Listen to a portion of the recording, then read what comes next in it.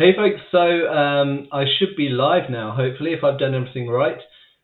This is a fairly unexciting reason to be doing a live stream, but it's simply because I've got a new webcam for my desktop computer, and all of the live streams I've done previously have been from my laptop, and obviously this is a better camera.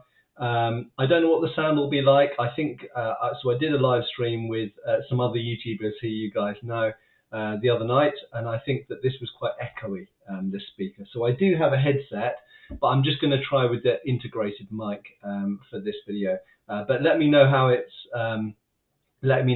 going. Can you see me okay? Can you hear me okay? And yeah, if you've got any questions, fire away. I'll just talk very briefly while questions are coming in and stuff, and I'm checking that you're reaching. I'm reaching you correctly. So what have I been working on? Well, as you know, we've got, well, as you may or may not know, I don't know, but we've got a fairly tight lockdown at the moment, pandemic lockdown in the UK, which the main knock-on effect for me has meant that we've had kids at home more than usual. So my available work time has been massively reduced. So I've basically been, the antique business has been on pause. And as you guys know, the antique business is partly what fuels me making videos about antique swords. So that you'll notice that I haven't been doing so many videos about antique swords, and that's part of the reason why. But that has enabled me to focus on some other things. And one of the things I've been doing is some collaboration stuff. And that's one of the reasons that I've got this camera, a new setup on my desktop computer. Which means that I can do some better kind of Zoom or Skype collaborations with people. So I'm going to be doing some more of that in the future. So hopefully you'll be seeing some other familiar faces on this channel via this, well, probably via, I'll record it via Zoom. Although we had some technical issues the other night with Zoom. But anyway, I'm now going to have a look at actually what any of you are saying here.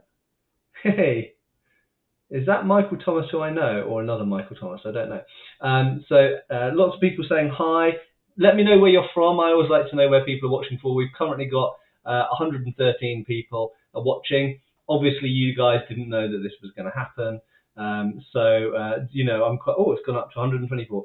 I'm quite amazed, to be honest, that there's that many of you here online at the moment with literally 5 minutes warning. But there we go. So it's good you can hear me. Apparently there is some echoing. I knew that there probably would be. I think for optimum, like in the future when I'm planning to sit down and do a long live stream, I'll have to keep this relatively brief this evening, unfortunately. But when I'm planning to do a longer live stream, I'll use the headset, which has got a microphone. You'll get better sound from that. So yeah, sound is meh. Yeah, that's Chaos Amiga says sound is meh. A bit tinny and echoey. Okoitinik says yeah, so it's kind of what I expected. So yeah, the camera's good, the mic's bad. I think what I'll probably do is I'll hook up an external mic or I'll use the headset.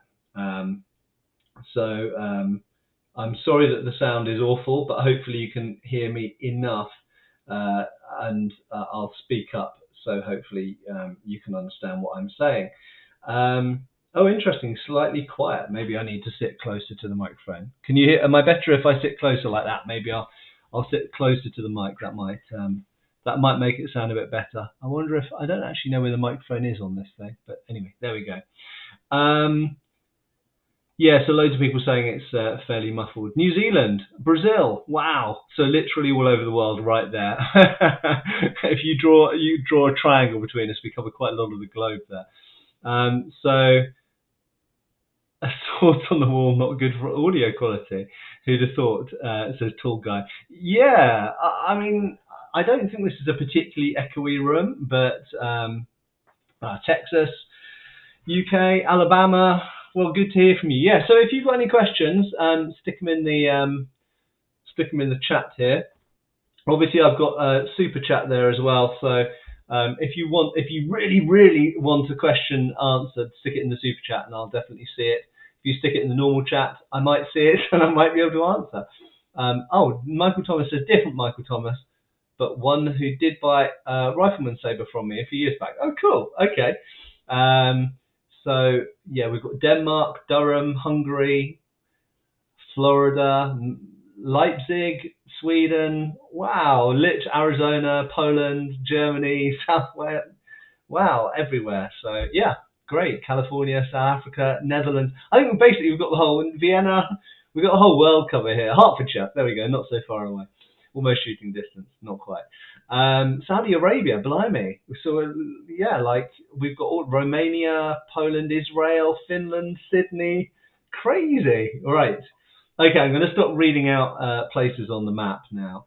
Yeah, if you've got any questions, I'm just going to have a quick look down here. As I say, I'm going to be fairly brief. So this was mostly to test that I could get this camera speaking to the live stream. That works. You have convinced me that I need to improve my microphone setup, so I'll try and do that for the next one. India. What do I think about rapier blades on Indian hilts? Now that, folks, is an interesting question. So I'm struggling to see the name. Kashitij Raj. Hi from India, Matt. What do you think about rapier blades on Indian hilts? By the way, I sent you an email. Please check it out. Okay, I'll try and check it out. I've got quite a big email backlog at the moment. So rapier blades on Indian hilts, it's a well-documented thing. And yeah, we see it particularly in the 17th century, seems to be. So as regular viewers of this channel will know, European blades were imported to India, as well as other European stuff. And of course, lots of Indian stuff was brought back to Europe. Huge amount of trade. And this is, don't see this as just kind of something necessarily just to do with colonialism or wars or conquest. A lot of it was just straight out trade. So remember that there was a trade between Europe and India, direct and indirect, going all the way back to the medieval period. So blades definitely found their way to India, and Indian steel, and probably pure blades as well, found their way to Europe. We know that we have a good suspicion that the Ulfbert swords of the Viking era were probably made of Indian Wootz steel, crucible steel. But anyway, back to the main question. So it's a very interesting topic and something I should probably do a video about. We know that there was a particular, I'm trying to remember where it was. If it was, I don't think it was Lucknow. It was one of the big Indian cities, was quite famous for this type of European rapier blade with a distinctive Indian hilt, actually with kind of almost a cup hilt. And sometimes the entire hilt's made of carved wood or organic material. And they're very distinctive things. So I think there must have been a fad or a fashion in India, particularly in, I think, the 17th century, maybe early 18th century, for these rapier blades on local hilts. And indeed, there were locally made kind of copies of them, of rapier blades as well, made in India. Now, it's very, very interesting because, of course, everybody thinks about cutting swords in India, and particularly, the Talwar, the Kandar, the Suzampata, all of these Indian swords that are really good cutters, but people don't really think necessarily about thrusting swords from India. So it's interesting, there was a period when rapier blades, at least, were popular in India, but there's not much written about it. Yeah, it's an interesting topic. I'd need to go away and do some digging and see if there's more that we know about it. Maybe they were just fashion items, but maybe some people thought they were very effective as weapons. I don't know. But very interesting topic. And yeah, thanks for the question. So let's have a quick look at some other, see if I can spy any other questions. Oh, I've got a super chat, couple of questions that come in actually. So Chase Eckerson says, thanks for your super chat, by the way, says, hello, I'm having a Poleax commissioned, and I've read that Poleax should be my own height, which happens to be 6'5". Wow, you're tall. Is that correct? No, that's not correct. So basically, you find different length Poleaxes in different treatises. So it's very clear that Fiore de Liberi's Poleax, so relatively early source from about 1410, his Poleax is definitely shorter than the person in most cases, I would say. So it's probably, I mean, I'm 6'1", so for me it would be maybe 5'10", something like that. Whereas if we look at some other sources, we see Poleax which are taller than the person. So the Poleaxes in Talhofer, I think some of them look pretty tall. And some of the 16th century Poleaxes shown in art seem not quite as long as a halberd, but pretty tall. So generally, it relates to which system you study. And for example, there's the so-called anonymous bolognese sauce, which probably the bolognese sauce, which dates to the beginning of the 16th century, probably the early 1500s.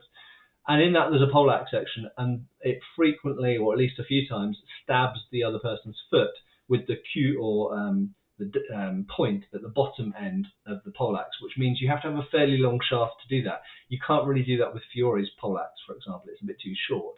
So in that case, that's probably quite a long Poleax. So to cut a long story short, essentially the length of Poleax depends on your preferences, partly your height, and the system you do. Some techniques work better with a shorter Poleax, some techniques work better with a longer Poleax. There we go. I hope that kind of answers the question. So Spiffy Rack, thank you for your super chat, says bring forth Cat Easton. Unfortunately, I can't do that because he's out hunting at the moment. So usually in the evenings we don't see him much. And sometimes in the morning there's a dead mouse or the other day a dead bird for us. So I'm afraid that he's a bit of a hunter, particularly now the weather here is starting to warm up. So right, I'm going to have a look through the other questions. Roses says, regarding your video about realistic carrying capacity of weapons, how unlikely is it to carry javelins while you have a two-hander or a pole weapon and a longsword? Unlikely, I would say. So overall, I would say javelins are pole weapons, and you can only carry. I mean, famously, you can carry maybe about 3 or 4 maximum javelins in your shield hand, which would leave you potentially with a spare hand to carry a thrusting spear or sword or whatever. But generally speaking, thrown weapons aside, you generally only want one big weapon, I think. And in history, most people only carried one big weapon, one big polearm, one big missile weapon. Unless you're Shad and create lots of hooks on all your weapons and hang them all on your back, and then they fall off every time you climb over a bush. I think generally speaking, you only want one long or one big weapon on you. And javelins get to be a bit of a nuisance after 2, I would say. 2, 3 javelins you can carry, but then that inhibits your ability to, or restricts your ability to carry other long weapons. It just becomes too much of a nuisance, I think. Right. The panacea asked me to shout. I am talking fairly loudly, it has to be said. I don't know if it sounds loud at your end, but it's fairly loud in my room here. So Ping wants me to tilt the camera down a little. What do you want to see? There's quite a lot of space above my head, at least on my screen. But anyway, so Manish Gosh says, have I been planning on writing any books? I've actually been working on 3 books for years, but I never get around to finishing them. I have one book which is virtually finished, but I need to do some edits to it, and in fact I need to update it now because I now have fresh research which needs to be integrated into it. That's one of the problems with writing a book, is if you drag it out for too long, you keep finding new bits of research, and you keep having to go back and rewrite the bloody thing. So anyway, yeah, no, I will do it at some point, I'm sure, maybe, when I retire. Right, I'm just having a look for any other questions here. Right. So lots of people complaining about my microphone. I'm sorry about that. I'll try and fix that for next time, but hopefully you can hear me enough. Oh, right. So Herbstfuchs, or Herbstfuchs, I think that's probably a German name, says that my video on the effectiveness and use of different weapons has been very useful in the development of a combat system for a role-playing game. That's really good to hear. So I don't know whether you guys know, but I'm doing a role-playing game at the moment, and it's going to be televised on YouTube on Shad's channel. So Shad's running it, and we're having a lot of fun. We're having a lot of fun doing it, and it's got various other people involved in it. You probably know all about this already, but I won't spoil you too much. But anyway, it should be fun, I think. It's certainly fun to play. I don't know if it'll be fun to watch. So David says, you received an A-trim designed Storter a few weeks ago. Should we expect your review to come soon? I'm really looking forward to it. So yes, is the short answer to that. So you notice I've been trying to, I've had a backlog of reviews to get done, and I've been trying to churn through those. So yes, it will be upcoming. First impressions of the Storter, it's very interesting. So what shall I say? Okay, so positive thing about it, handles very nicely. A negative, constructional negative thing, it's not sharpened very well. Not to say it's not sharp, but it's got a really marked secondary bevel on the blade, and I would say that the edge geometry is not narrow enough coming down to the blade. So I would say if you're planning on buying one of those Atrium designed Storters, expect to be sharpening it when you get it. It's a little bit like the Tinker Hanway sharps. They are, I would say they're not really made as sharps. They're made as semi-sharps, and then they're sharpened with an edge bevel whacked on them, pretty much like most windlass swords have been in the past. Although I'm, as you know, I'm doing things with windlass, and I'm trying to get them away from that and get them towards single bevels. So I would say for something that has Angus Trim's name attached to it, ironically, his swords are super sharp and amazing edge geometry. It doesn't have the best edge geometry, but it certainly, with some work, could be turned into a fantastic cutting sword. The other thing I would say is it came to me with a slightly loose hilt, but a couple of turns on the nut and it tightened it up. So there we go. Full review will follow, so I will do that soon. I've had another super chat come in from Alex San saying, "Hi Matt, when do you plan to test cut with the swords of Northshire katana?" It's funny you should ask about that, because it's right here. I was actually almost going to do it today, but it turns out I had other things. I had to. This is super boring, but I had to unclog some gutters on my house because every time we've had heavy rain recently, I've noticed some of the gutters have been spilling over, and it had a load of leaves in it. So unfortunately, I had to do jobs, and I didn't get to do it today. But it will be really, really soon. Schools are going to reopen hopefully at the beginning of March in the UK, so I'll start to have a lot more filming time again during the daytime, which means I can do more things outside and hence cutting. So I've actually got a big backlog of cutting. I've got loads of water bottles, I've got some wood and various other things. I might get some tatami mats. So this will be up soon, but I would expect it to cut well. Okay, I know that Swords of Northshire have mixed opinions you'll find on the internet. I think most people agree they're pretty well made and pretty well finished, but some people argue that they're not as well finished as you could get for the same price. In other words, that they're maybe a little bit on the expensive side. I don't know how to judge that personally. To me, they seem pretty well made, but as you know, that loose cachet is quite annoying. But the, oops, bash my shelf. But the blade, I'm very impressed by. I think the hammer on it is very nice. The edge geometry is lovely. The sharpening is pretty damn good. So I expect it to cut really, really well. The only surprise that could come about is if there's some kind of, if the blade, I don't know, chips or breaks or something like that during cutting, because I am going to cut greenwood with it. I'm not going to be gentle with it, shall we say. So yeah, there we go. Hopefully it will cut well, and I expect it will cut well. Katanas usually do, and to be honest, Chinese-made katanas, for the price you pay, I think the average of them is actually very good. I think that for, say, $300 or $400, you can probably get a better Chinese-made katana now than you can a European-style sword most of the time, because the market's been quite developed, and I think you get pretty good, polish quality and edge sharpening, edge geometry, all that kind of stuff. So it's quite an established market, and I think that the Japanese replica market is possibly a little bit ahead of the European sword replica market when it comes to what actually makes a good sword. Right. I've got a couple of other super chats have come in, so I'm going to have to address those first. Thank you very much for the super chat.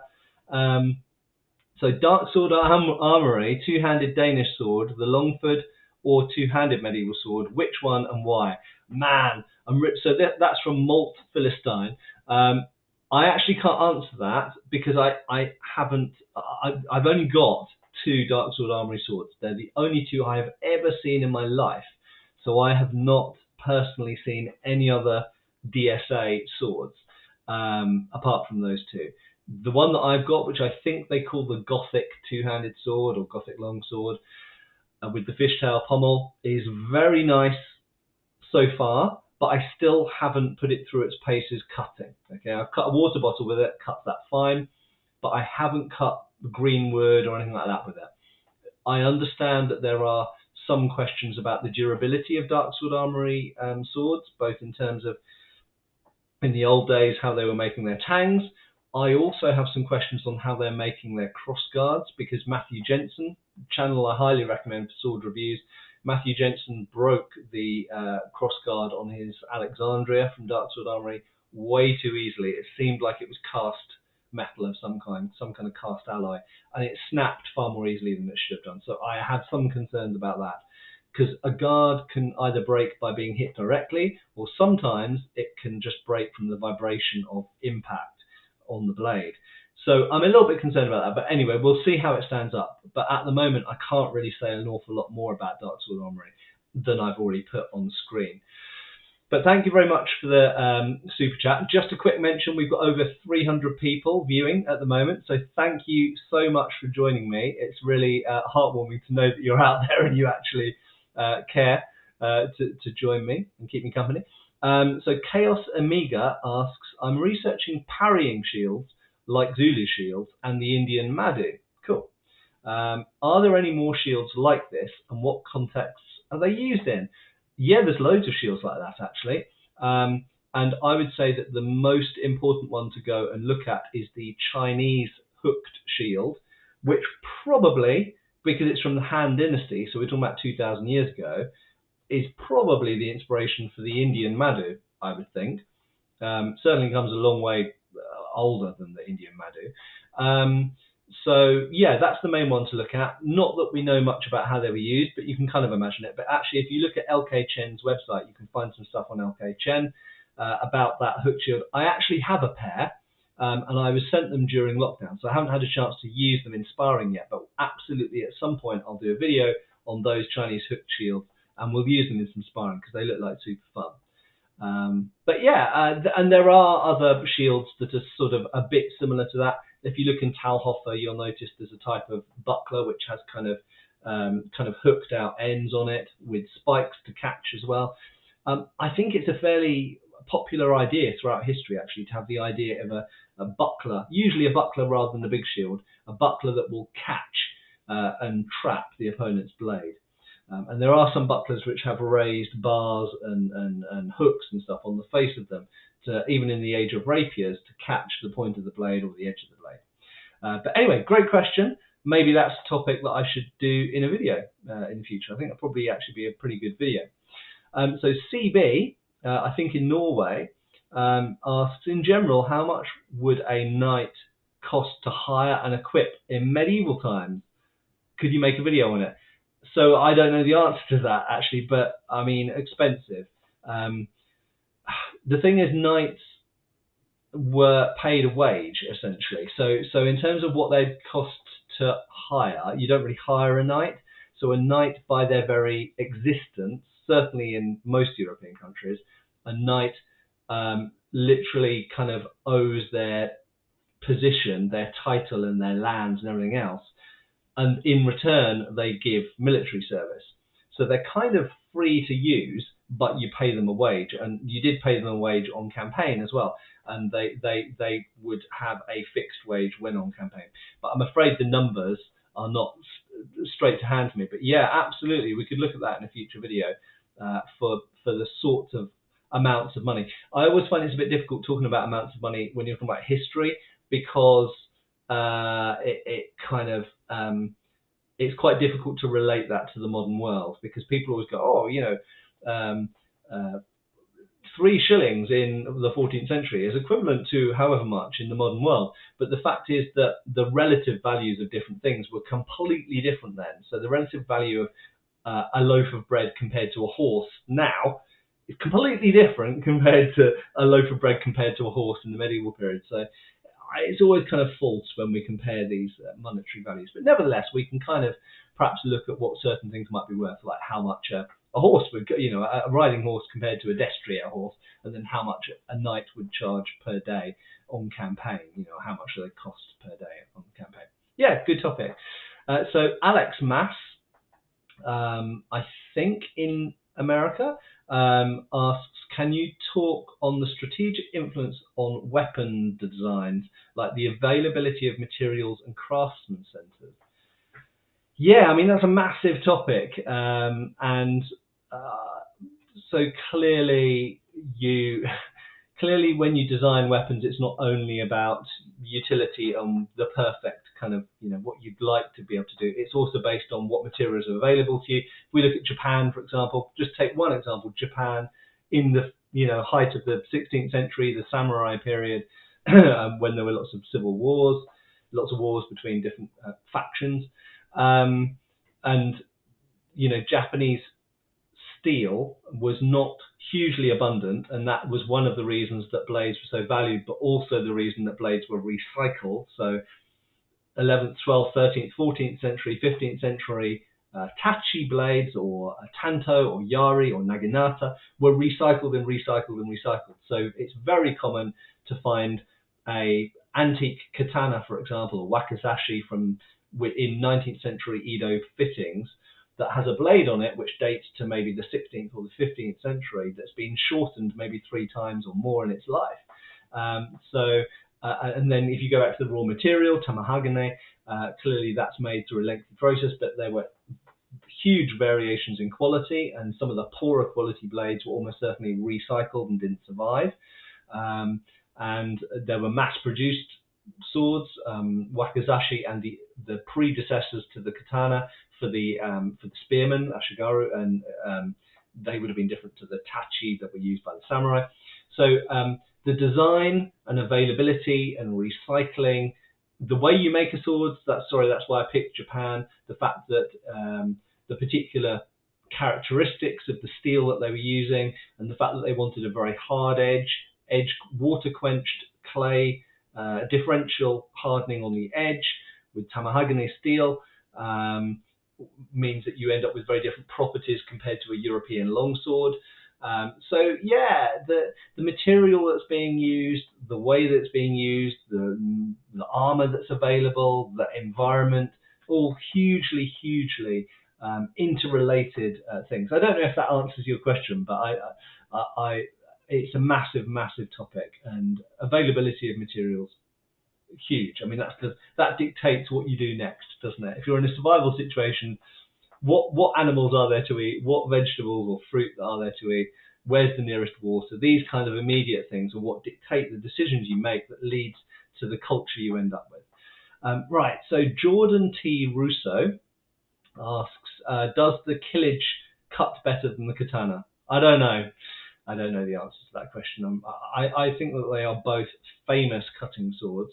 The Killage is, of course, a one-handed sword, predominantly. There are some two-handed versions, in fact, but and the katana can be one or two-handed, but is usually, when it's being used to cut in tatami mats or something like that, it's usually used two-handed. So I think that probably the katana, when you come to things like double or triple cuts, has the advantage because you're holding it with two hands, which enables you more control over the weapon in terms of changing direction and stuff like that, more leverage. But conversely, the Killage leaves your left hand free, of course, which means you can use a shield, which is clearly advantageous in most warfare. Most people in the world like using shields. So which cuts better? I don't know. They're both great cutters, and they will both cut as well as any other sword, I would say. But there are certain, I think the Killage, the Tolwa, the katana, the falchion, the langmesser, there are certain swords which everybody just knows they cut well. The Chinese Dao as well. They are good cutting swords. But anyway, thanks for the question. It's a good one. DM Penfold asks, just wondering what your favourite Todd Cutler dagger is, and what you think of the newer designs like the Bruegel Messer. Bruegel. The Bruegel Messer is, lovely. It's a bit outside my period, to be honest. I tend not to get too excited about 16th century stuff. I'm more kind of earlier or later. But which my favourite Todd Cutler dagger is, I think probably the rondel dagger that I've got, the one with the twisted grip and the kind of sandwich construction for the rondels. That's probably my favourite. But they're very nice things, and I think it's great that Todd. I remember when they were just prototypes actually. But I think it's great that Todd's been known for years for making really nice handmade bespoke stuff, and I think it's absolutely fantastic that he has gone and found a way of getting quality knives and daggers made, mass produced for him, so that he can sell them at a cheaper price, at a more affordable price for more people. And I absolutely love that. And you know, I'm hoping that maybe I can do something similar with swords further along. I mean, I've done it with the Kavitan saber, I think. So, and I'm working on a few other projects, which hopefully, in a similar way, will bring good quality, nice swords at affordable prices in the hopefully not too distant future. Obviously, the pandemic and Brexit have played their parts in delaying that, but anyway, hopefully we'll get there in the end. Aidan T asks, the brass / grip on my 1822 East India pipe back is a little loose, and my 1827 pipe back is quite loose. I wanted to ask a pro how to tighten.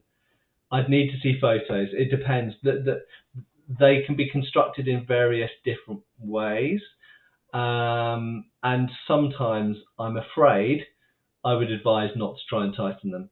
I have seen some horrible things done to antique swords where people were trying to tighten the hilt, and it can break the guard, it can break the grip, snap the heel off the wooden grip.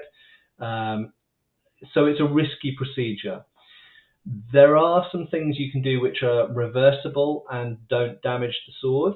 And one of those things is using cocktail sticks or little bamboo shims or other wooden elements, or sometimes leather, and inserting them into gaps to kind of pack the thing out so that it doesn't move so much, which makes it nicer for handling. Obviously, it wouldn't be something that you want to fight with, but that's not probably the concern here. So it depends. Sometimes you can peen the end of the tang down.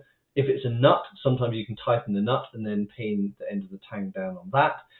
But it's always a risky procedure. So I'd really want to see photos of the situation. I mean, ideally, I'd want to physically see the sword myself. So I'm sorry that's a bit of a wishy-washy answer, but hopefully that's a bit helpful. It's better to not break a sword than to run a high risk of breaking a sword and to break one, I guess. But there we go. Right, I'm just going to look over quickly into the other chat section, see if I've got any other questions. One just came to my eye from Louis Garner. Says, "Hi Matt, I'm 16 and am an amateur historian. Can you please help me in starting my weapons research in the best way? How can I join HEMA?" So those two separate questions. So I would say, in terms of weapons research, get onto My Armory forum and all of the kind of Facebook pages that talk about weapons and read lots of stuff. Get books. You will never regret buying books, and well, if you do, you can always sell them again. But yeah, just devour as much information as you can from forums and from books. In some cases, forums are actually more informative and more up to date than books are. So forums are a great thing, and My Armory is the best. There's Viking Sword as well, which is more ethnographic, but My Armory is fantastic. Yeah, go and check those out. And in terms of HEMA, you just need to look up your nearest club. So the Facebook groups are fantastic for doing that. So if you go on something like HEMA United or HEMA International Discussion, I think it is, or there's HEMA UK HEMA rather, for UK people. So depending where you are, different pages will be more or less helpful. But if you just go on there and go, look, this is where I am, where's my local group? There might not be one, and you might have to start up some kind of study group or affiliate yourself to a group that's further away and maybe try and get some distance learning going on. There are some people now teaching online. I'm actually intending to do this in the future. I don't quite have enough time at the moment to do it, hence I haven't started doing it, but there are some other people out there teaching online. I won't mention particular groups because I know that a lot of clubs during lockdown have started doing it, so I don't want to show necessarily favoritism, but you can learn remotely. Obviously you have to pay, but that will be the same for most clubs. It'll be so. Yeah, hope that's helpful. So Hugo Gustafsson in Sweden, I think, says, will you make more restoration videos? Really enjoy those. Yes, I will. So Hugo, I actually love doing restoration videos, and I get a lot of people asking me for them and thanking me for doing them. But here's the but. Unfortunately, I run a YouTube channel and they don't get a lot of views. So it's a little bit galling because I spend a lot of, you usually spend a lot more time filming the video and sometimes editing it, although not so much in my case, but and they don't get huge numbers of views. So it's a little bit demoralizing, but yes, absolutely, I will do more. I enjoy doing them. I think they're worthwhile. I think they're important to do. So yes, there will be more. And again, it all comes down to my availability of time during the daytime, which is related to schools reopening and me not being surrounded by children. So there we go. Right, I'm just going to have a look at, I maybe have time for 2 more questions, unfortunately, because this was only a short test. But I promise you, and I've been meaning to do it for ages, but I promise you, now that I know this will work and I'll hook up a better microphone, I will schedule a full-on live stream relatively soon in the next couple of weeks, and it'll probably be with Lucy in tow as well. So we'll do it together because I know that you like it when she's here, and also it makes it easier because she can read questions and feed them to me. So Rashid Gillespie asks a really interesting question. Do you know any resources or people from which to learn about 7th century Arabian arms and armour? The short answer is no. But if you ask that question on some of the Facebook groups like All Swords and Blades of History, there's loads of really good Facebook discussion groups. Then if you put those questions up there, you will get answers from some people. Unfortunately, I just don't know the answer to that question. So Nelly asks, I can't read your surname here, Scott, I don't want to mispronounce it. So Nelly says, hey there, do you still run HEMA in Bradford? I'm afraid not, but there is a HEMA club in Bradford.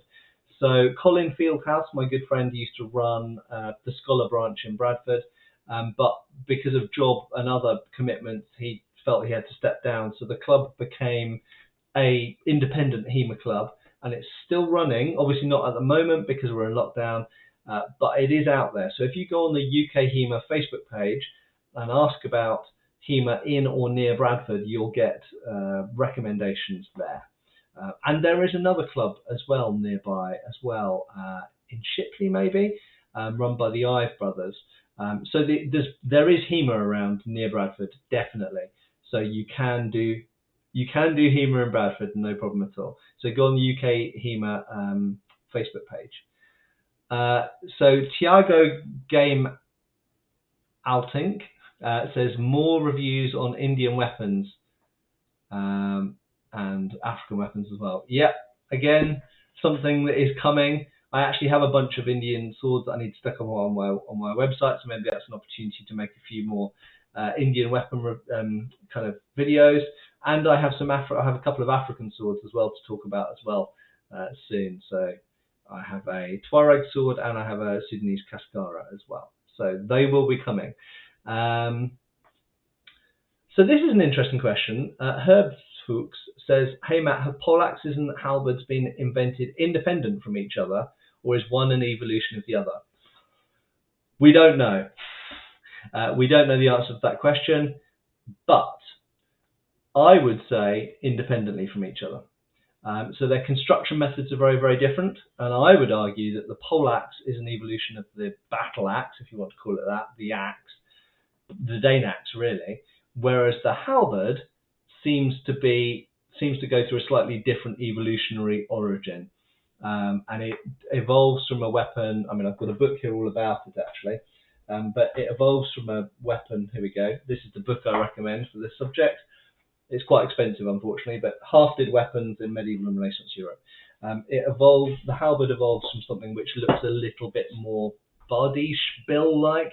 So I would say that it's convergent evolution, probably with some inspiration bouncing off each other as well. But there we go. Hope that answers that question. So Noel asks, I do Patreon. Okay, that's an interesting question. So yeah, I do Patreon. Patreon's a very important part of me running the channel, and same for pretty much every other YouTube channel that I know of, actually. Could I, with Metatron, Shad, and others, team up to do a Patreon-based umbrella company and have periodic meetups? It's an interesting idea. I'm not sure that any of us have the time to do that. That's the problem. But we are doing more collaborations. So do expect to see more collaboration from them. Where that might lead us in the future, I don't know. But it's exciting times. And a mixture of technology and us, I guess, just doing more stuff together leads to us doing more stuff together in the future and more possibilities. So who knows where it might lead. Right, I'm going to really have to wrap it up. So I've done all of the super chats. Thank you very much for those. And so John Smith has asked, would love a video on how to do a traditional Japanese polish, because it's always been a bit of a mystery. And do they etch it like woots? So that is a fascinating question. I'm not going to answer it here, but that is a really, really good question. And I think a video on traditional Japanese polishing, there's only one person I know of in the United Kingdom who does it to a very high standard. But maybe I could talk to an expert about that and get them onto a kind of Zoom meeting video. That could be very, very interesting, because it is something I'm learning more and more about Japanese swords at the moment, and that is something that I have a genuine interest in. So yeah, good topic. Have I ever done any, sorry, this is Tom Herman, says, have I ever done any smithing like when Lloyd made a sword? Short answer is yes, but more on that in the future. I may possibly have obtained a gas forge. So there may be some videos coming about that in the future. But yeah, I have done a little bit of smithing with Paul Binns. And yes, I think that would be a very interesting thing to feature on the channel in the future. Loads and loads of messages here. I'm afraid I can't read them all at the moment, but I'll go back and look at them later, because I'm sure there's some really good topics in here. So it's funny. So Lally, it's funny how videos go around in circles, isn't it? So a question here which relates to a video that I watched yesterday and which I decided to make a response video to. Lally asks, was it common for medieval European blades in the 13th to 14th century to be spring-tempered? And apparently there's been an argument that yes, indeed, there's been an argument between Shad's channel and That Works channel. I'm going to save that for my video, but what I will say is, short answer, yes. Okay, more on that in the near future, but I'm literally planning a video on that at the moment. So, right, I'm going to have to wrap it up there. I'm just having a quick look through. Oh, we've got a special guest appearance from Lucy. There was a shocker. I am often a shocker. How's it going? Yeah, good. So I was explaining how it's much easier to do a live stream when I've got you here, because you can read the questions. Helpful. But so within the next couple of weeks, we'll actually plan a live stream, and we'll actually come on and do it properly. And I'll get a proper microphone set up for then as well. Right, so lots of people complaining about the microphone. Sorry about that. What's wrong with the microphone? Apparently it's quite tinny and quite hard to hear and quite echoey. But I've just set up a separate microphone. Is that a part of the new setup, the microphone? Yeah, so there's an integrated microphone. Pointing at the camera. Yeah, there's an integrated microphone here, but integrated mics are not normally very good. I've got like 3 separate microphones, so we can work something out. Right, okay, I'm going to sign off, guys. Thank you so much for signing in. We've currently got 362. Ow! Lucy just arrived and hit me in the head. My new wrestling move. We've currently got 362 people viewing. Absolutely amazing, with 5 minutes heads up. So thank you so much for joining us. I'm going to sign off now and eat some food, watch a short bit of TV before I go to bed. I but watched the pottery thing without you, sorry. Lucy was watching the Great Pottery Throwdown. Great British Pottery Throwdown. That's not his name. So whereas I have aspirations to forge things, Lucy has aspirations to make pots. So we might be becoming some kind of weird medieval craft haven in our garden at some point soon. But there we go. Someone's asking for an OnlyFans. I don't know what's OnlyFans. It's a sex site. I think it's that thing where people say. Is there an appetite for me to do an OnlyFans? I don't know. No. Anyway, thanks so much for joining us. I was going to say me, but both of us now. Yeah, over 350 viewers. Amazing. Wouldn't expect it with 5 minutes notice. Thank you so much for the super chats. It always makes me feel an extra little bit special when they come in. And next time we'll be back with both of us with a better microphone and with alcohol. Okay, so we're going to sign off now. Thank you so much for joining us. Love you all. See you soon for another video. And I hope you all come back next time and bring your friends. Cheers, folks.